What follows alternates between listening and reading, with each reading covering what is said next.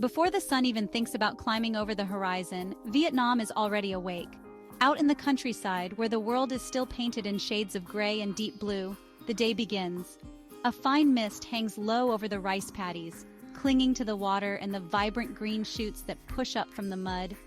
This is a quiet, almost sacred time.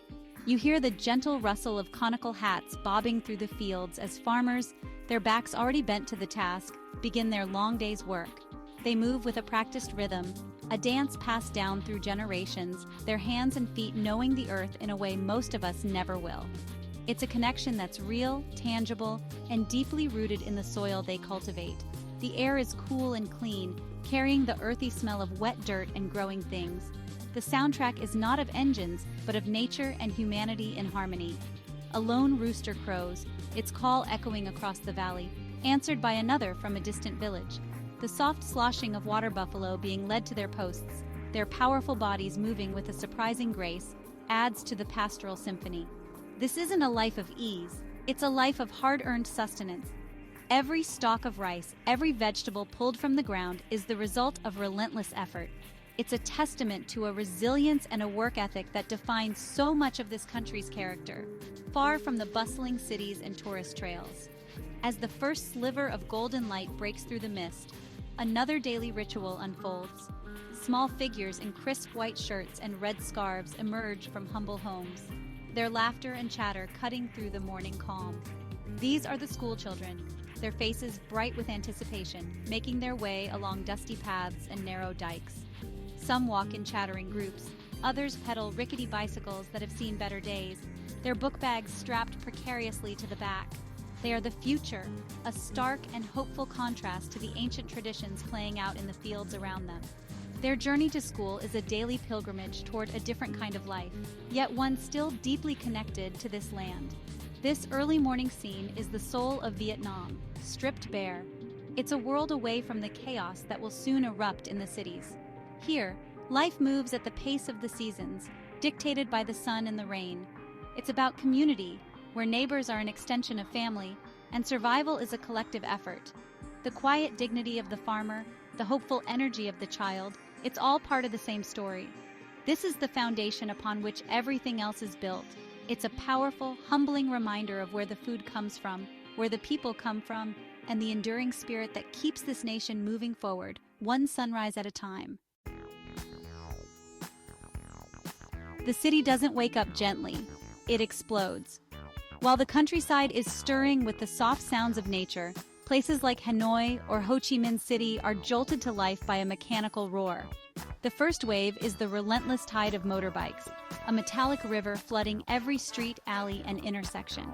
The air, once still, thickens with the smell of exhaust fumes and the insistent, chaotic symphony of 1,000 horns beeping at once. It's not angry, not really. It's just the sound of a city getting to work, a form of communication understood by all who navigate this urban jungle. People in office attire, in work uniforms, in AO dais, all merge into one unstoppable flow of humanity on two wheels. This is where you find the true heartbeat of the urban morning on the street corner. Tiny plastic stools, barely knee-high, materialize on the sidewalks, clustered around steaming pots and sizzling woks. This is the Vietnamese Breakfast Club, an institution open to everyone. Forget your quiet cup of coffee and toast. Here, the day starts with a bowl of something hot, savory, and profoundly comforting. A steaming bowl of pho, its fragrant broth simmering for hours with star anise, cinnamon, and charred ginger, is the classic choice. Or maybe it's bun rieux, a crab and tomato noodle soup, or a crusty banh mi baguette stuffed with pâté, pork, and pickled vegetables. It's fast, it's cheap, and it's damn good. Eating here is a communal act. You're shoulder to shoulder with strangers, a construction worker, a businesswoman, a student, all slurping noodles from the same steaming cauldron of goodness. There's an unspoken understanding, a shared moment of fuel and flavor before the day's battles truly begin. The vendors, often women who have perfected their one or two dishes over a lifetime, move with an efficiency that's mesmerizing to watch. They ladle broth, chop herbs, and take money in a seamless, fluid motion. They are the gatekeepers of the morning, the providers of the essential energy that powers the entire city. They know their regulars, their orders, and the stories of the neighborhood. This is not just about food, it's about life lived out in the open. The lines between public and private space are beautifully blurred. The sidewalk is a kitchen, a dining room, a social club. As you sit on that tiny stool, the city swirls around you in a dizzying ballet of commerce and commute. A woman walks by with a yoke on her shoulders, balancing baskets overflowing with fresh flowers. A man sharpens knives on a whetstone attached to his bicycle. It's a sensory overload in the best possible way. The taste of the soup, the sound of the traffic, the sight of a million stories unfolding at once. This is the raw, unfiltered energy of a Vietnamese city morning. By mid-morning, the initial rush has settled into a steady, industrious hum. The sun is higher now, casting sharp shadows and beginning to warm the pavement. This is when the local markets, the true epicenters of daily life, hit their peak. These are not sterile, air-conditioned supermarkets. They are sprawling, chaotic, and wonderfully alive labyrinths, often partially covered but open to the elements. The air is thick with a potent mix of smells: the pungent kick of fish sauce, the sweet perfume of ripe mangoes, the earthy scent of fresh herbs, and the metallic tang of freshly butchered meat. It's an assault on the senses, a place where the entire food chain is on full, unapologetic display. Look around and you'll see the commerce of a nation happening at the most fundamental level. Pyramids of dragon fruit, rambutans, and jackfruit create explosions of color. Live fish swim in shallow tubs, splashing water onto the tiled floors. Chickens and ducks, very much alive, squawk from their cages, waiting for a customer to make their selection. The butchers work with formidable cleavers, hacking through bone and flesh on thick wooden blocks with a rhythmic thud. It's visceral, it's real, and it's a direct connection to the food people will be eating for lunch and dinner. There's no sanitary plastic wrap here, no illusion about where your meal comes from. It's an honest transaction between the producer, the seller, and the buyer. Beyond the markets, the arteries of the city are now fully open for business. The cacophony of shopfronts, once shuttered, are now wide open, spilling their contents onto the sidewalk. Tailors sit hunched over sewing machines, their fingers flying as they stitch and alter garments. Mechanics, their hands permanently stained with grease, tinker with the guts of motorbikes, the lifeblood of the city's transport system. Small family-run shops sell everything from conical hats and incense to mobile phone chargers and cheap plastic toys. Each storefront is a microeconomy, a family's livelihood played out in a few square meters of space. It's a testament to an entrepreneurial spirit that is both tenacious and incredibly resourceful. This period of the day is all about the hustle. It's the time for errands, for stocking up, for getting things done before the oppressive heat of the afternoon descends.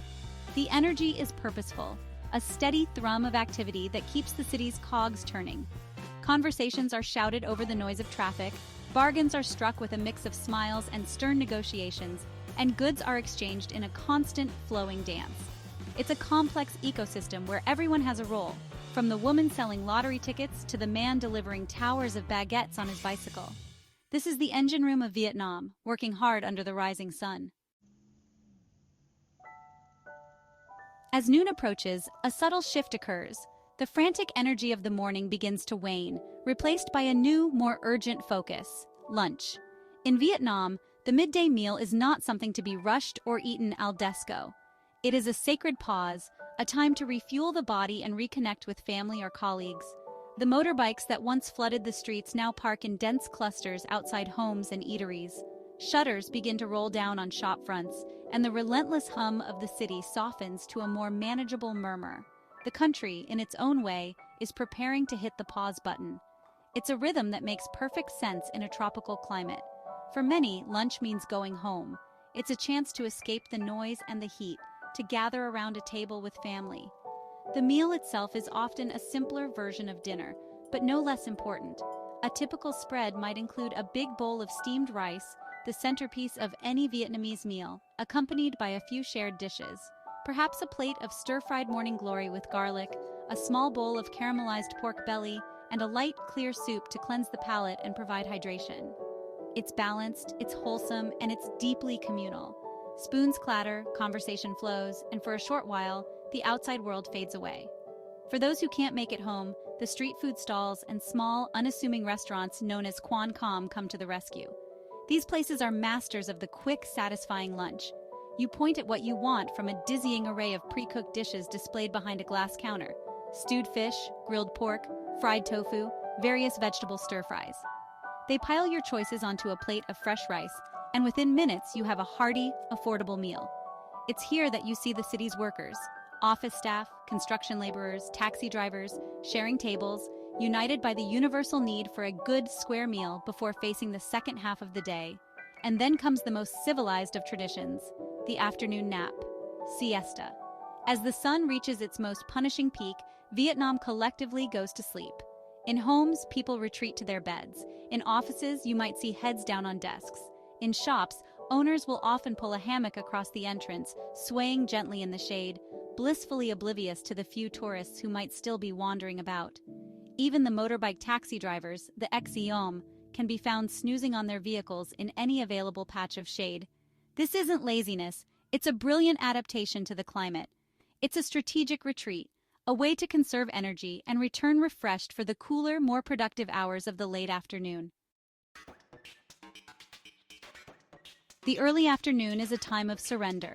The heat, which has been steadily building all morning, now becomes a physical presence, a heavy, humid blanket that smothers the city. The air is thick and still, shimmering above the asphalt. The vibrant sounds of the morning are muted, replaced by a drowsy quiet. Traffic thins out to a trickle. The only ones moving with any real purpose are those who have no choice, their faces grim with the effort of just existing in this oppressive climate.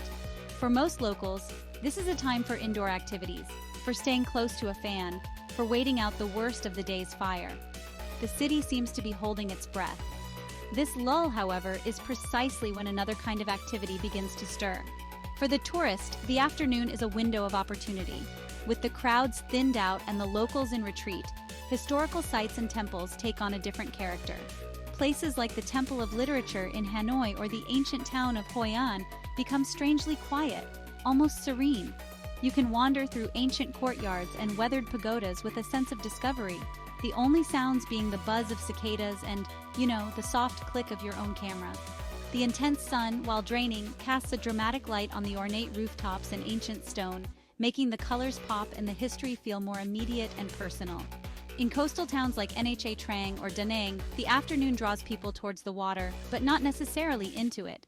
The sand can be scorching hot, so people seek refuge in the beachfront cafes. They sit under wide umbrellas, sipping on iced coffee, café suada, or fresh sugarcane juice, nuoc mia, just watching the waves roll in from the relative comfort of the shade.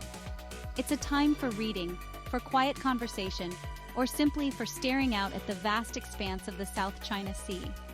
The beach itself is often deserted, a stark contrast to the scene that will unfold in just a few hours when the sun begins to lose its power and the locals reclaim the shore. This part of the day highlights a fascinating duality in Vietnam. While one part of the country is in a state of near hibernation, another is actively engaged in exploration and leisure. It's a quiet dance between necessity and desire. The locals, wise to the ways of their environment, conserve their energy. The visitors, driven by a limited time frame and a thirst for experience, push through the heat. It's a temporary separation of worlds, a brief moment when the rhythm of daily life and the rhythm of travel diverge, only to merge again when the day finally begins to cool. As the afternoon sun begins its slow descent, a magical transformation takes place. The oppressive heat finally breaks, and a gentle breeze begins to stir the air. This is the golden hour, and it's as if the entire country takes a collective, refreshing breath. Life spills back out into the open. Doors and windows are thrown wide, and the streets, once quiet and drowsy, slowly begin to fill again. The light softens, bathing everything in a warm, honey-colored glow that makes even the most chaotic city street look beautiful. The energy is different now. It's not the frantic hustle of the morning, but a more relaxed, sociable vibe. The day's work is mostly done, and it's time to live. This is the hour of public spaces. In cities like Hanoi, crowds gravitate towards the shores of Hoan Kiem Lake. In Da Nang, they flock to the long, sandy beach. In Hue, they stroll along the banks of the Perfume River. These places become vast, open-air community centers. Elderly couples walk hand in hand, their movements slow and deliberate. Groups of women in colorful tracksuits practice synchronized aerobics to the beat of music from a portable speaker. Men gather for intense games of badminton or dakao, a traditional game of shuttlecock kicking, their agility and skill a joy to watch. It's a beautiful, spontaneous expression of community life. It's a time for simple pleasures and for winding down the day. Children, released from their afternoon studies, chase each other with unbridled energy, their laughter echoing through the parks. Young couples find a quiet bench, their motorbikes parked nearby, to watch the sunset and share a private moment in a very public space. Street vendors reappear, this time selling snacks perfect for the evening: grilled corn, sweet potatoes, or savory rice paper crackers. The atmosphere is light and convivial, a stark contrast to the intensity of the working day. It's a shared ritual of reclaiming the city for leisure and connection. This transition from the sleepy afternoon to the vibrant evening is one of the most telling parts of the Vietnamese day. It shows a deep appreciation for the simple act of being together, of enjoying the cool air, and of finding joy in movement and social interaction. It's not about spending money, it's about sharing space and time. Whether it's an old man practicing Tai Chi with a sword or a group of teenagers breakdancing on a cardboard mat, it's all part of the same fabric. The city is no longer just a place of work and commerce. It has become a playground, a gym, and a living room for all. As darkness settles, the focus shifts once more to food. Dinner in Vietnam is the main event, the culinary and social climax of the day. It is rarely a solitary affair. This is the time to gather, to share, and to talk. For most, this means another meal at home with the family, a more elaborate and leisurely version of lunch. The rice cooker, the constant, faithful heart of the Vietnamese kitchen, is once again full. The table is laden with a variety of dishes meant for sharing, a testament to the communal nature of eating here. Everyone takes a little of this, a little of that, adding it to their own personal bowl of rice. The dishes served often reflect the incredible diversity of Vietnam's regional cuisines. In the north, the flavors might be more subtle and balanced, perhaps featuring a classic dish like cha ca lavong, grilled fish marinated with dill and turmeric. In the central region, around Hue, the food is known for its royal heritage and its spicy kick, with small, intricate dishes meant to please the eye as well as the palate. Down south, the cooking tends to be sweeter, with a more generous use of coconut milk and fresh herbs, perhaps in a hearty bowl of canh chua, a sweet and sour fish soup. Regardless of the region, the principle is the same: balance of flavors, freshness of ingredients, and the joy of sharing. Of course, not everyone eats at home. The evening is also the prime time for eating out, whether it's with friends after work or as a special family occasion. The streets come alive with a different kind of energy as restaurants and food stalls fire up their grills and woks. This is when the lao or hot pot restaurants become particularly popular. A group of friends will huddle around a bubbling pot of broth set in the middle of the table, continuously adding fresh meats, seafood, vegetables, and noodles. It's a slow, interactive, and incredibly social way to eat, the meal lasting for hours amidst conversation and laughter. The act of eating dinner together is more than just sustenance. It's a ritual that reinforces bonds. It's where the day's events are discussed, where advice is given, and where plans are made. It's a moment of stability and connection in a world that is often chaotic and fast-paced. Whether it's a family crowded into a small apartment or a group of friends taking over a sidewalk with plastic chairs and a shared hot pot, the spirit is the same. It's about breaking bread, or rather, sharing rice, and reaffirming that, at the end of the day, you are not alone. It's the glue that holds the social fabric of the nation together. Once dinner is finished, the night is still young. In the cities, a new wave of energy surges through the streets, powered by neon lights and the promise of entertainment. This is the hour of the night market. In places like Hanoi's Old Quarter or Hoi An's ancient town, streets that were choked with traffic just hours before are closed off to vehicles and transformed into pedestrian wonderlands. They become bustling bazaars filled with endless rows of stalls selling everything from handcrafted souvenirs and cheap t-shirts to intricate lacquerware and silk lanterns. The air is filled with the sizzle of street food and the cheerful din of bargaining. The food scene, in particular, enters its final, glorious act. This is the time for snacking and indulgence. Grills work overtime, sending plumes of fragrant smoke into the air as skewers of pork, chicken, and seafood are cooked to perfection. Vendors assemble sweet desserts known as che, a concoction of beans, jellies, and coconut milk served over ice. Young people, in particular, flock to these areas, wandering in groups, sampling different snacks, and soaking up the vibrant, festival-like atmosphere. It's a feast for all the senses, a place where you can taste, see, and hear the dynamic, modern pulse of Vietnam. Beyond the markets, the nightlife takes many forms. In the big cities, trendy rooftop bars offer stunning views of the skyline, serving up inventive cocktails to a well-dressed crowd. In backpacker districts like Bui Vien and Ho Chi Minh City, the scene is more raucous, with cheap beer, loud music, and an international cast of characters spilling out of bars onto the street. But it's not all about drinking. Many cities have public spaces where impromptu performances take place. A guitarist might draw a crowd, or a traditional music troupe might perform on a makeshift stage, their haunting melodies providing a link to a deeper cultural past amidst the modern revelry. This is a side of Vietnam that feels youthful, forward-looking, and full of restless energy.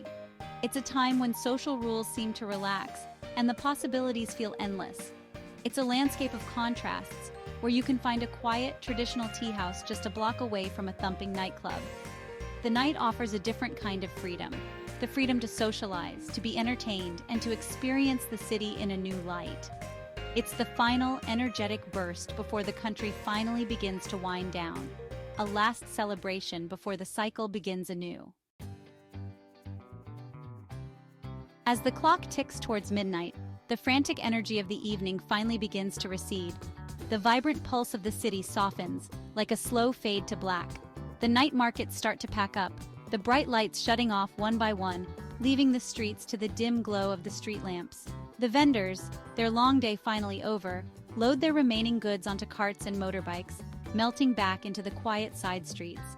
The boisterous crowds thin out, replaced by small groups making their way home, their conversations now hushed.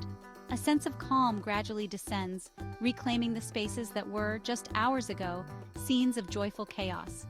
The main arteries of the city, the rivers of traffic, are now almost empty. The only sounds are the occasional whine of a lone motorbike cutting through the silence, or the distant rumble of a truck on a late-night delivery run. This is when you see the city's unseen workforce. Street sweepers with their bamboo brooms emerge to methodically clean the day's debris, their rhythmic sweeping a soothing final sound. A few late-night food stalls remain open, serving steaming bowls of noodles to night shift workers or those returning from a long journey. It's a quieter, more solitary world, a city in the process of resetting itself. In the residential alleys and back streets, the country is already asleep. Lights are out in the tall, narrow tube houses, and the only movement might be a cat slinking across a rooftop. In the countryside, the silence is even more profound, broken only by the chirping of crickets and the croaking of frogs in the rice paddies. The entire nation, from the remote mountain villages to the sprawling urban centers, has succumbed to a deep and necessary rest. The farmers, the vendors, the office workers, the students, all are recharging, gathering strength for the day that will inevitably follow. This deep quiet, however, is deceptive. It's not an ending, but a pause. It's the quiet intake of breath before the next chorus. Because everyone knows that in just a few short hours, the first rooster will crow in a misty field.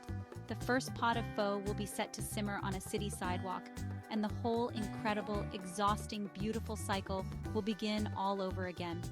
This is the enduring rhythm of Vietnam, a daily performance of tradition, resilience, and life in all its raw and vibrant glory. And tomorrow, the curtain will rise